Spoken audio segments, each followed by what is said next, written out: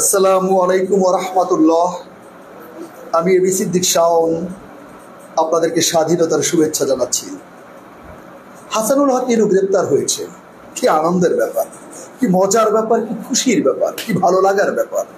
দেশের আপামর জনতা, সর্বসাধারণ মহা খুশি, একেবারে আনন্দে আতিশয্যে অনেকেই যেন নাচতে শুরু করেছেন। কেই হাসানুল হক ইনু? 2013 সনে 5ই মে শাপলা চত্বরকে শহীদি চত্বর বানিয়েছিল এই হাসানুল হক ইনু। স্বৈরাচারী খুনি হাসিনা তিনি যে ক্র্যাক ডাউন চালিয়েছিলেন, ফ্লাশ আউট করেছিলেন শত শত আলেমের বুকে, হাফেজে কোরআনের বুকে, মুফতি মুহাদ্দিসদের বুকে, যে নির্মম নির্বিচারে গুলি চালিয়ে শাপলা চত্বরকে শহীদি চত্বর করে ফেলেছিল, রক্তে রঞ্জিত করেছিল ইট পাথর বালি আর ঘাস।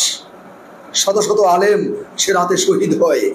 সেই খুনি হাসিনার এই কঠিনতম সিদ্ধান্তকে বাস্তবায়ন করবার জন্য যতজন দায়ী, তার মধ্যে হাসানুল হক ইনু অন্যতম একজন।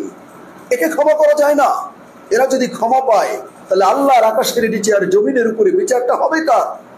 এদের বিচার দুনিয়া এবং আখিরাত আল্লাহ দুই জায়গায় করবেন বলে বিশ্বাস করি ইনশাআল্লাহ।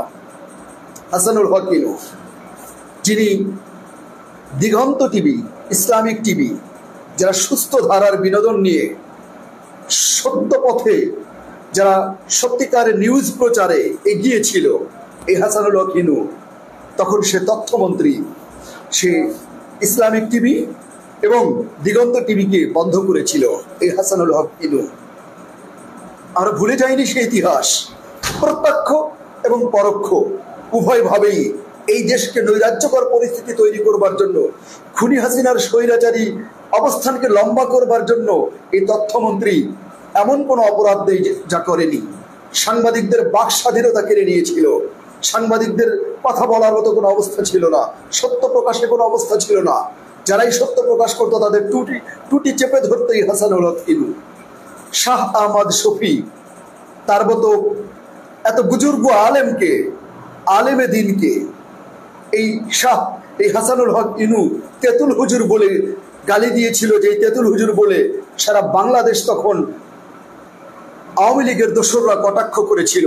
আওয়ামী লীগের দোসররা এটা বলে দেশ বরেণ্য আলেমকে অপমান করেছিল বারবার। এই সেই হাসানুল হক ইনু। তার দিনে দিনে পাপের ভার বয়েছে অনেক, রয়েছে অনেক, ক্ষমা করবার মতো নয়। হাসানুল হক ইনু গ্রেপ্তার হয়েছে, কেমন হবে? আপনি সাংবাদিকদের গলা চেপে ধরেছেন। আগামীকাল কোর্টে আপনার জন্য 10 দিনের রিমান্ড চাওয়া হবে। আপনি তাকিয়ে দেখবেন, বিচারক রিমান্ড মঞ্জুর করবে, আপনার কিচ্ছু বলার থাকবে না। আপনার ভয়ে যে সাংবাদিকরা কথা বলতে পারতো না, সেই সাংবাদিকরা এবার আপনার ছবি বড় বড় করে আপনাকে প্রতারক, চোর, খুনি বলে আপনাকে যখন লিখবে, তখন কেমন লাগবে মিস্টার হাসানুল হক ইনু? আল্লাহ ছাড় দেন কিন্তু ছেড়ে দেন না।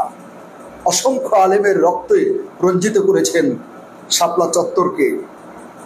গুম খুন হত্যার সাথে আপনিও জড়িত, প্রত্যক্ষ এবং পরোক্ষভাবে। আপনার ক্ষমা নেই হাসানুল হক ইনু। আপনার বিচার প্রত্যাশা করছি ইনশাআল্লাহ।